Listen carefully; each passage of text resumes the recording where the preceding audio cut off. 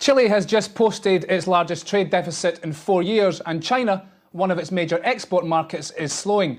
With me now to discuss these and other challenges facing his economy is Chilean Finance Minister Felipe Larraín. Mr. Larraín, of course, it's not just China. Demand growth across the world is slowing. How badly will this affect Chile's economy? Well, fortunately, we have a very strong base to start with.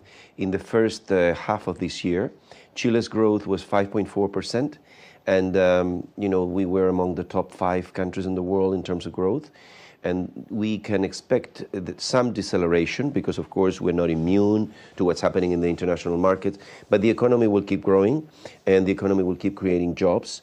And yes, there are some cyclical aspects in the price of copper, with the price of copper going from $4 on average last year to $3.40, and even less in some parts of this year, now over $3.60. But with fluctuations, we're going to have effects in the current account. But we are within very reasonable limits, so we're not concerned about this. We are, of course, always looking because we need to be responsible and we need to understand if there is something that's happening. That's why we have, several ways and several institutionality being built in Chile to cope with this more complicated scenario. Among that, a Financial Stability Council that we have just created. I'll come to the copper price in a second, but you mentioned the first half growth. Can you quantify how much the economy will slow in the second half? Well, in the second half, there will be, it's one of the things that has been sort of in the minds of analysts is how resilient the Chilean economy has been in the face of this massive external shock. An external shock that has Europe in recession, and as you were mentioning, all deceleration in some of our major markets.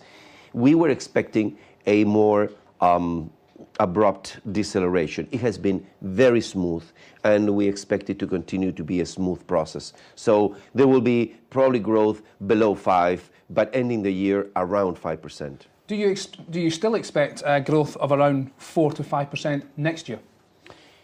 Or is yes, well, that is what the central bank just issued their estimate of growth, and that's precisely 4 to 5%. The government will do and will make its official projection by the end of this month when we enter the budget. The budgetary process, will start officially September 30 when we submit the budget to Congress, and then we make a presentation in Congress. The Minister of Finance goes to Congress, makes a presentation with the official projections. Then we will reveal. But you already have the central bank in the 4 to 5 range for next year. Some exporters have voiced their concern about the strength of the peso. As you know, it's up around 9–10% against the dollar this year. Yet the central bank seems relaxed enough not to intervene. How concerned are you about the impact of the peso strength on Chile's competitiveness? We are always following very closely the exchange rate. The exchange rate is a major tool of competitiveness. It's not the only one. You have good infrastructure and an adequate labor force, and you have good institutions. They're also part of your competitiveness. But we are following this. What can we do? Because part of the peso's strength is a proof of the strength of the Chilean economy. So you cannot completely fight the strength, but you can do some things like having a moderate, responsible fiscal policy. It is absolutely clear that the more you expand government spending, the more appreciated your currency will be. You will stimulate through an increase in interest rates. You will stimulate capital inflows from abroad. The other part of the story is, of course, the central bank may have a role. Last year, the central bank intervened, and to the tune of $12 billion, $1 billion per month. And, it's in their realm. The central bank is an autonomous institution. Of course, we talk, we coordinate, but in the end will be their decision. Would you like the central bank to get active again? I think that this is, as I say, it's a decision that they will have to make. What I have to say and have to do is what can the Ministry of Finance, what can the government do? Fiscal policy is a very essential part, but also financial policy. Like last year, for example, we got approved a law on taxation of derivatives, which helps companies cover against exchange rate risk.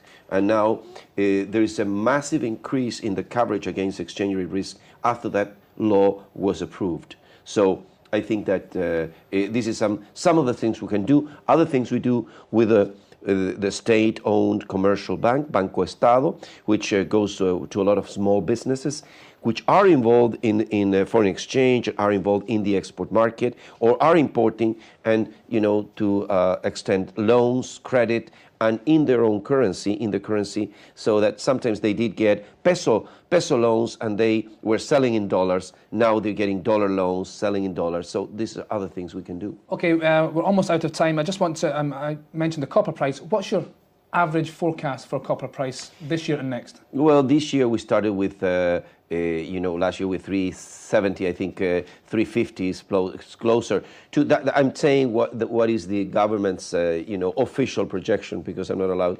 Now I don't give my own, analyst projections, but I think in the range of 350, 360 is probably, what the official projection is, and it's a reasonable price within within what's happening in the markets. Of course, there are scenarios here. You can have a much more complicated scenario. If you have an abrupt downturn in China, you can see copper going close to 3 or even below 3. But I think that is a very low probability scenario. Okay, final question. Yes or no? You're here in London, of course. Are you here to drum up interest in a bond issue?